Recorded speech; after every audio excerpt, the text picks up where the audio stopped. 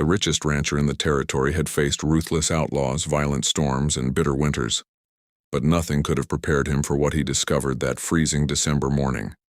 Hidden deep within his land, in a cabin everyone believed abandoned, lived a mysterious woman with secrets powerful men would do anything to keep buried.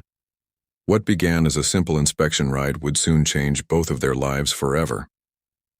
Ethan Calloway rode across the northern ridge before sunrise, just as he had done every winter for years. Frost covered the prairie grass, sparkling beneath the pale morning light. His black stallion moved steadily through the cold air, its breath rising in white clouds.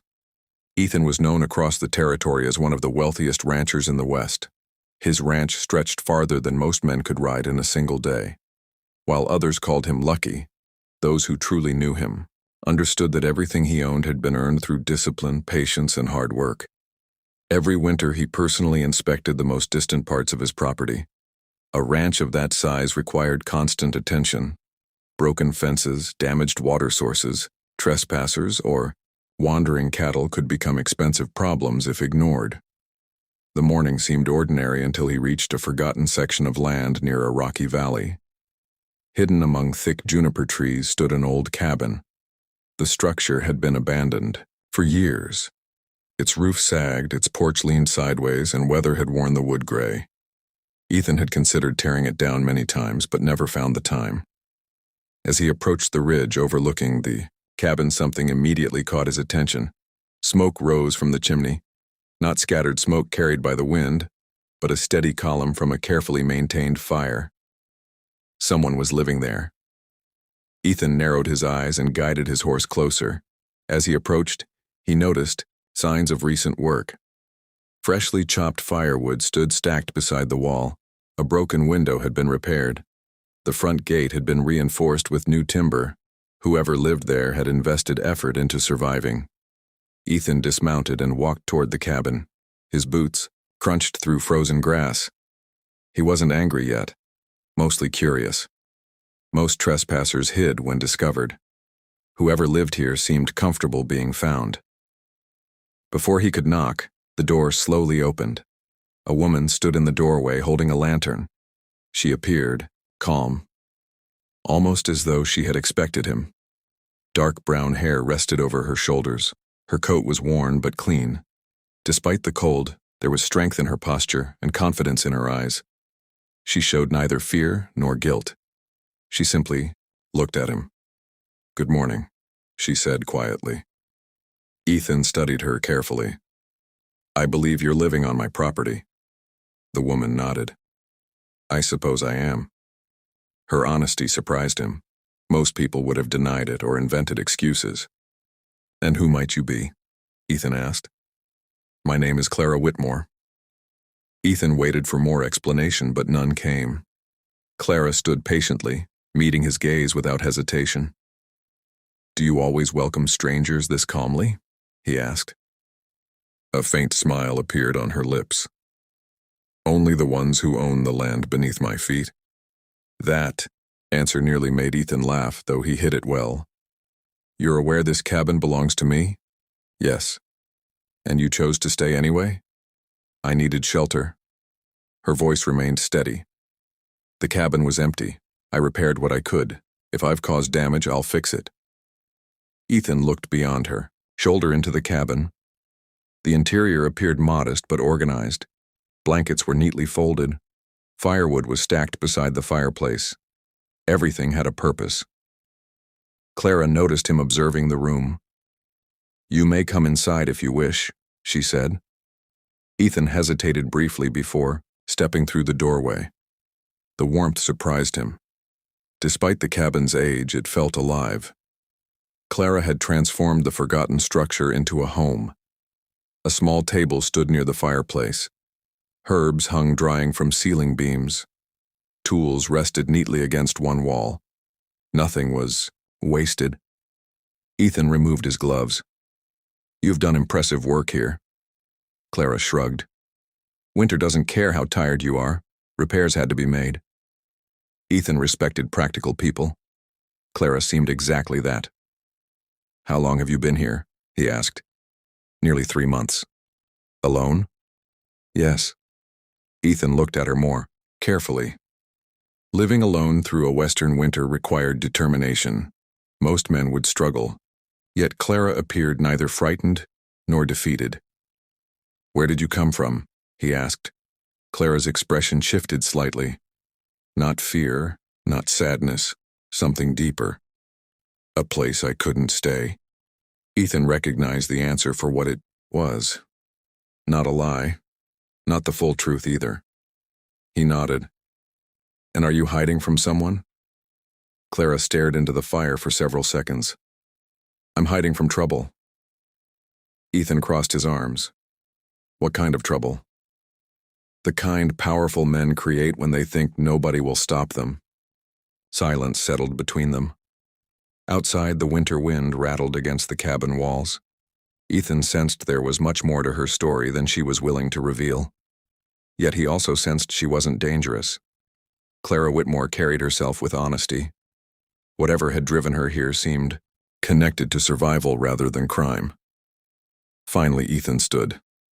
"This land belongs to me, Clara." "I know. I'll need to decide what to do about your situation." Clara nodded. "That's fair." No begging, no excuses, no attempt to manipulate him. Her calmness impressed him more than he wanted to admit. Ethan stepped toward the door. Before leaving, he glanced back at her. Clara had already returned to her work, adding wood to the fire as though she trusted whatever decision he would make. As Ethan mounted his horse and rode away, one thought refused to leave his mind. Clara Whitmore wasn't simply a woman hiding in an old cabin. She was carrying a secret. And for reasons he couldn't yet explain, Ethan Calloway intended to discover exactly what that secret was. Ethan Calloway could not stop thinking about Clara Whitmore. He had met hundreds of people throughout his life, but there was something different about the woman living alone in the forgotten cabin. Most people faced hardship with bitterness, fear, or anger. Clara carried hers with quiet strength. For 3 days, Ethan focused on ranch business, hoping work would clear his mind. He reviewed cattle records, inspected winter feed supplies, and met with foremen about repairs. Yet every time he finished one task, his thoughts drifted back to the cabin hidden among the hills. On the 4th morning, he finally saddled his horse and rode there again. Snow had fallen during the night, covering the valley in white. As Ethan approached, he noticed fresh tracks leading away from the cabin. Clara was already working. He found her near a frozen creek examining a damaged fence line. She knelt beside a broken post, studying it carefully. When she heard hoofbeats, she stood and brushed snow from her gloves. "Back again?" she asked. Ethan dismounted. "I wanted to see how you're managing." Clara looked around the valley. "Seems I'm managing well enough." Ethan followed her gaze toward the damaged fence. "You planning to repair that yourself?" "Unless the fence intends to repair itself." Her answer made him smile despite himself. Clara noticed but said nothing. Together they walked along the fence line. Several sections had collapsed beneath heavy snow. Ethan expected Clara to complain about the work ahead, but she simply measured the damage and considered solutions. "You know quite a bit about ranch work," Ethan observed. "My father taught me when I was young. Most women aren't taught these skills." Clara met his eyes. Most fathers don't expect their daughters to survive alone. Ethan considered that answer carefully. It revealed more than she probably intended. They spent the next hour repairing fence posts together. The work came naturally to both of them. Neither wasted words. Neither avoided hard labor. By midday, they returned to the cabin to escape the growing wind. Clara placed a kettle over the fire while Ethan removed his coat. The cabin felt warmer than before, more comfortable, more lived in. "You're improving the place," he said. Clara poured coffee into 2 cups. "A person should care for whatever shelter they have." Ethan accepted the cup. "Even temporary shelter?" Clara looked into the fire. "Especially temporary shelter." Nothing lasts forever. For several moments, neither spoke. Then Ethan finally asked the question that had bothered him since their first meeting. "Who are you hiding from?" Clara remained silent. Ethan thought she might ignore him. Instead, she placed her cup on the table and slowly folded her hands. "A man named Victor Cross." Ethan had never heard the name. "Who is he?" Clara's expression darkened. "A land broker. At least that's what he calls himself." Ethan waited. "After my husband died, he appeared in our town. He claimed there were problems with property records. Said several landowners needed to sign new documents." Ethan listened carefully. "And you signed?" Clara shook her head. "No. Something felt wrong. The papers didn't make sense." "What happened next?" 2 weeks later, men arrived at my farm carrying documents with my signature already on them. Ethan's jaw tightened. "Forged documents." Clara nodded. "According to those papers, I had sold my land willingly." Ethan understood immediately. Without money for lawyers, proving fraud would be nearly impossible. "Did the sheriff help?" Clara laughed softly, but there was no humor in it. "The sheriff believed the documents. Victor Cross had friends in town. Important friends." Ethan stared into his coffee. Stories like this existed across the frontier. Powerful men stealing from those unable to fight back. Still, hearing it from Clara made it feel personal. "What happened after that?" he asked quietly. "I left." Clara looked toward the window. The farm was gone. The house was gone. Everything my husband and I built was gone. Ethan felt anger rising within him. Not the hot anger of a reckless man, the cold anger of someone who recognized injustice. "And you've been alone ever since?" Clara nodded. "Until I found this cabin." Silence settled over the room. Snow tapped softly against the window. Ethan realized how much courage it had taken for Clara to survive. She had lost everything and still managed to remain strong. Most people would have surrendered. She had not. Finally, Ethan stood and walked to the doorway. "You shouldn't have had to face that alone." Clara looked surprised by the statement.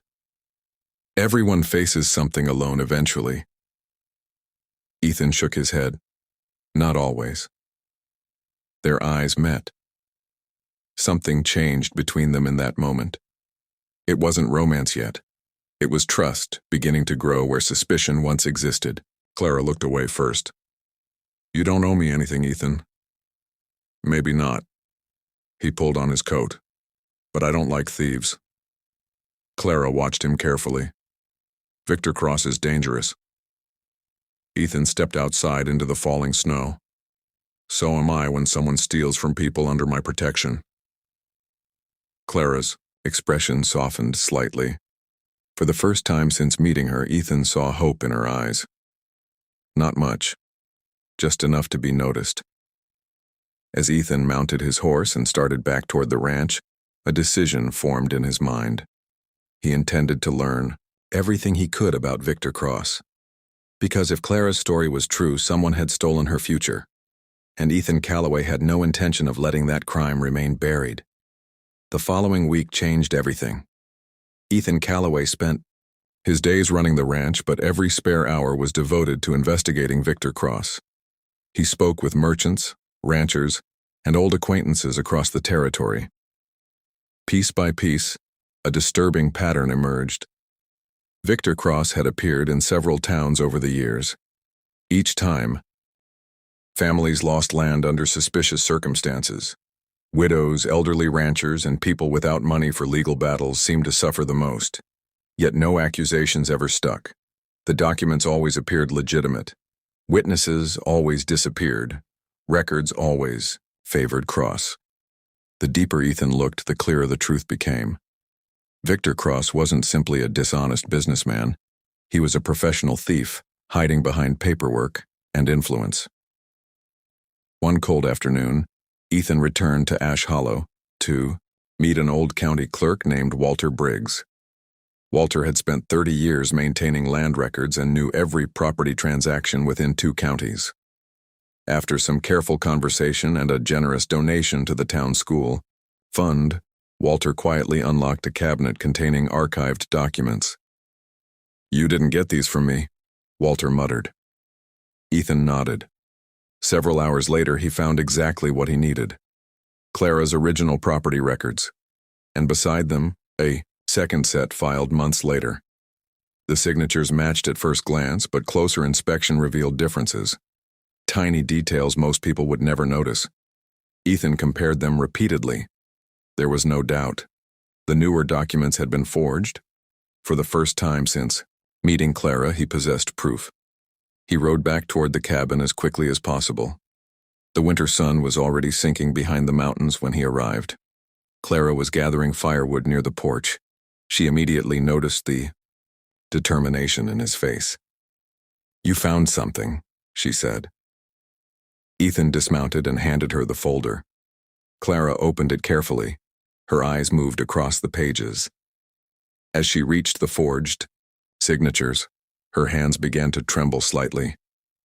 "These are the originals," she whispered. Ethan nodded. "And these are the forgeries." Clara stared at the documents for several seconds. After all this time, her voice faded. Ethan stepped closer. "You were telling the truth."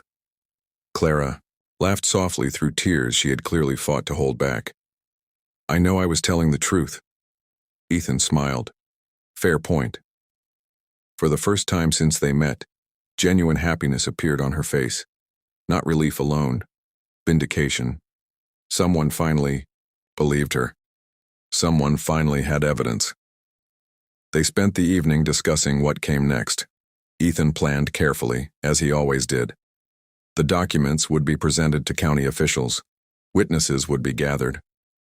Walter Briggs had already agreed to testify if necessary. For the first time, Victor Cross would have difficulty escaping responsibility. Several weeks later, a formal hearing was held in Ash Hollow. Ranchers, merchants, and townspeople crowded into the courthouse. Many had heard rumors about Cross for years. Few expected anyone powerful enough to challenge him. Victor Cross arrived confident and smiling. That confidence vanished when Ethan presented the evidence. One document after another exposed the fraud. Witnesses confirmed irregularities. Records contradicted Cross's claims. By the end of the hearing, the truth stood undeniable. The court ruled in Clara's favor. Her property rights were officially restored. Victor Cross faced criminal charges and investigations into numerous other land transactions. As people exited the courthouse, Clara stood quietly outside beneath the winter sky. Ethan joined her a moment later. Neither spoke immediately. They simply watched snow drift across the street. Finally, Clara turned toward him. "You could have ignored all of this." Ethan shrugged. "I could have. Most people would have." Ethan looked at her for a moment. "Most people never met you." Clara smiled. A real smile this time. Warm and unguarded. The kind Ethan realized he wanted to see far more often. Weeks passed. Spring slowly replaced winter. The snow melted from the hills. Green grass returned to the valleys. Clara regained ownership of her land, but something unexpected happened. She didn't seem eager to leave. One evening, she sat beside Ethan on the porch of the ranch house overlooking miles of open prairie. The sunset painted the horizon gold and crimson. "I've been thinking," Clara said softly. Ethan glanced at her. "That's usually dangerous." She laughed. "I've been thinking about what comes next." "And?" Clara looked across the land. "For a long time, I believed survival was enough. Then I met someone who reminded me there can be more than survival." Ethan understood exactly what she meant. He reached for her hand. She didn't pull away. "You know," he said quietly, "that cabin feels very empty these days." Clara smiled. "Funny. I was thinking the same thing." The wind moved gently through the prairie grass as the sun disappeared beyond the horizon. For months their lives had been shaped by loss, hardship, and uncertainty. Now something new stood before them. Not rescue, not dependence. A partnership built on trust, respect, and strength. In the end, the richest rancher in the territory never expected to find anything valuable in a forgotten cabin hidden among the hills. Yet there he found something worth far more than land, cattle, or wealth. He found a woman brave enough to rebuild her life from nothing, and together they built a future stronger than either of them could have imagined. The end. Legend of West.